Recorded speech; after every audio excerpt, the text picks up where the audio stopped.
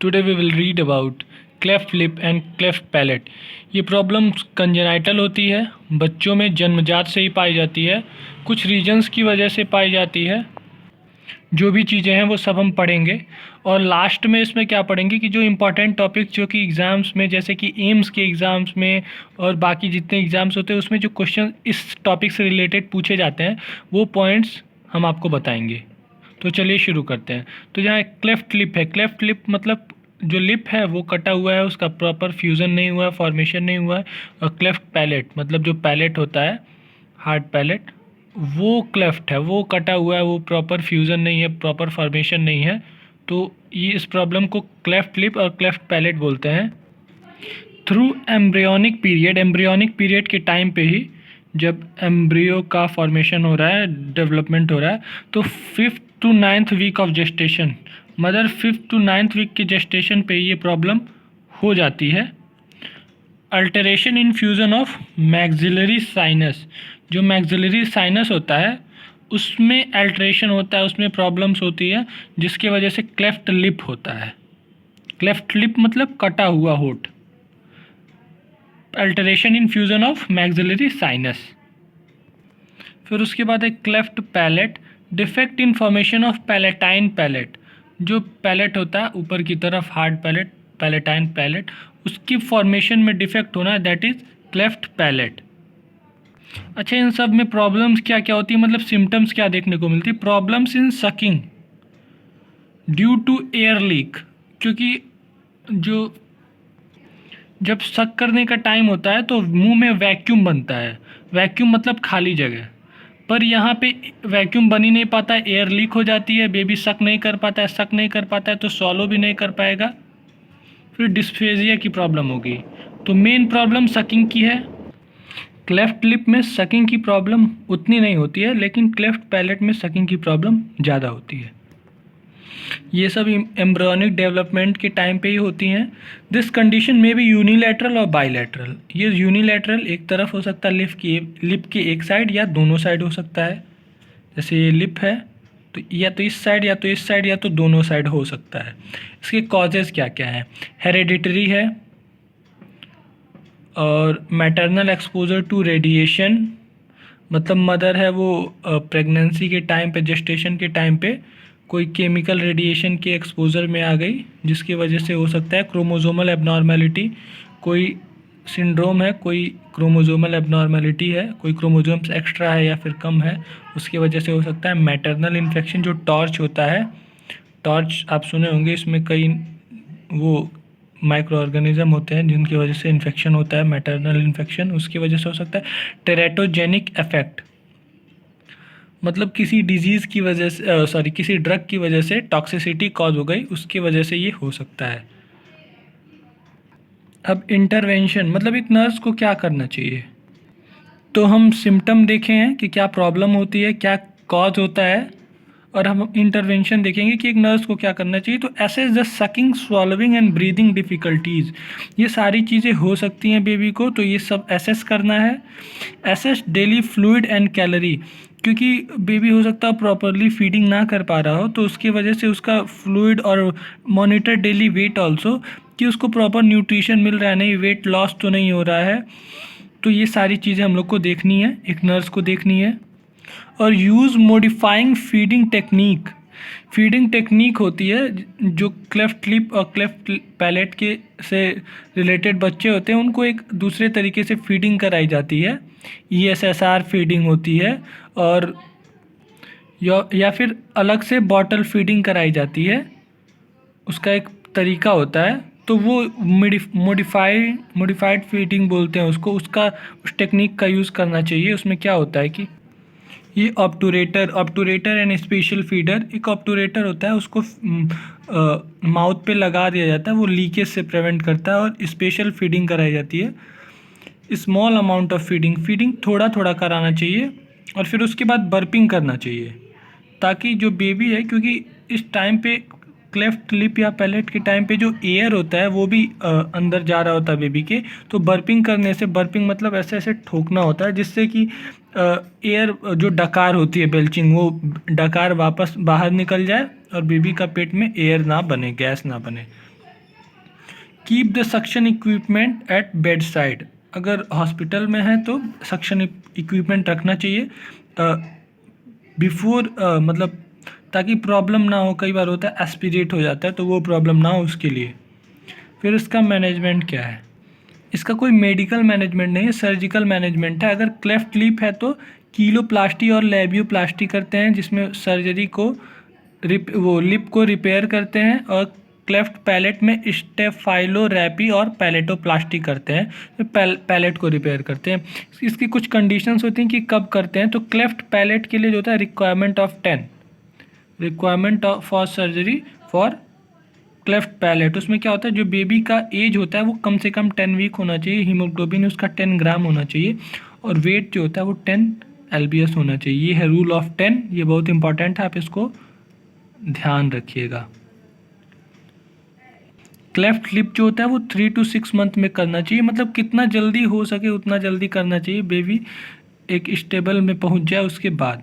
तो 3 to 6 month में cleft lip करना चाहिए।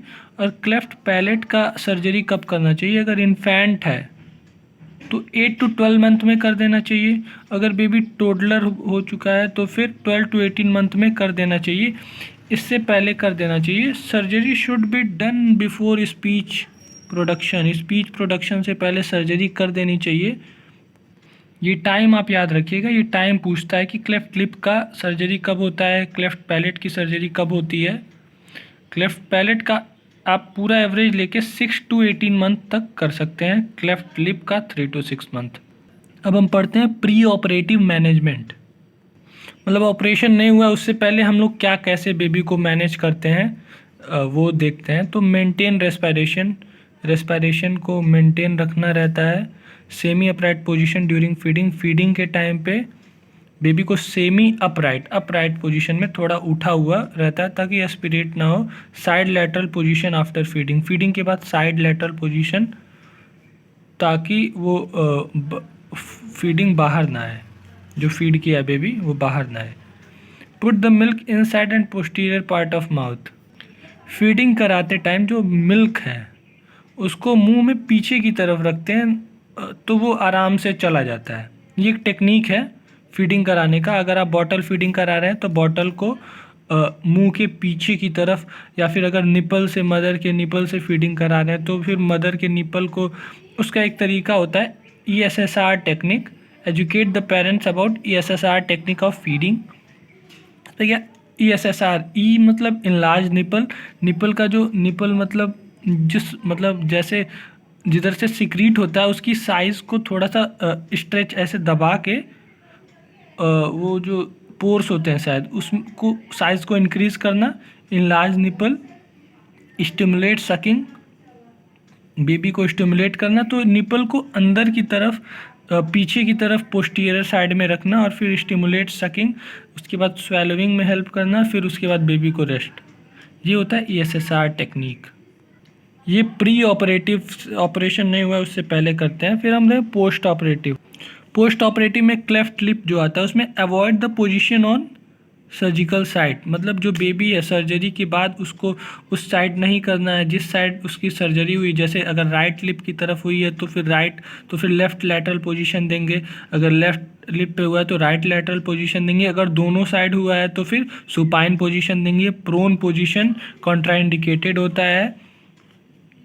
Clean just after feeding, feeding के बाद उसको क्लीन करना है, किसको, जो सर्जरी हुई है उसको स्टेराइल रखना है।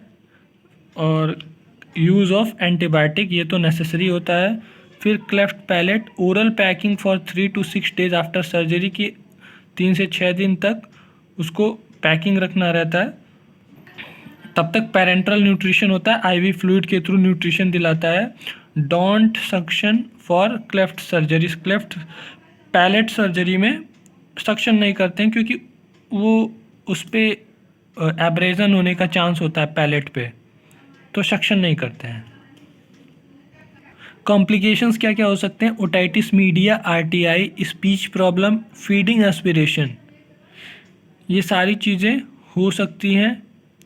किसकी कॉम्प्लिकेशन है? क्लेफ्ट लिप और क्लेफ्ट पैलेट की। अब वो हम इम्पॉर्टेंट पॉइंट्स देखेंगे जो कि पूछे जाते हैं एग्ज़ाम्स में, इम्पॉर्टेंट एग्ज़ाम्स में। Cleft lip occurs due to non union of, मतलब कौन सी चीज़ें नहीं जुड़ती हैं जिनकी वजह से क्लेफ्ट लिप होता है। तो maxillary process of frontonasal process, maxillary जो मैक्सिला का ऊपर वाला होता है प्रोसेस और फ्रंटोनोजल प्रोसेस होता है वो प्रॉपरली नहीं फ्यूज होते हैं, जिसकी वजह से क्लेफ्ट लिप की प्रॉब्लम होती है। क्लेफ्ट, अगला पॉइंट है cleft lip and palate can be detected first using, किस वीक में क्लेफ्ट लिप और क्लेफ्ट पैलेट को डिटेक्ट किया जा सकता है। तो आंसर है eight 10th week of gestation. ये पीछे हम पढ़े थे कि ये कब शुरू होती है problem, 5th to 9th week में शुरू होती है और 10th वीक तक हम यूएसजी के थ्रू इसको डायग्नोज कर सकते हैं। फिर अगला पॉइंट है if cleft lip is unilateral it's occur mostly eight left side. अगर क्लेफ्ट लिप यूनिलैटरल है मतलब किसी एक साइड है तो ज़्यादातर इसको लेफ़्ट साइड होने का चांस होता है, ज़्यादातर ये लेफ़्ट साइड ही पाया गया है।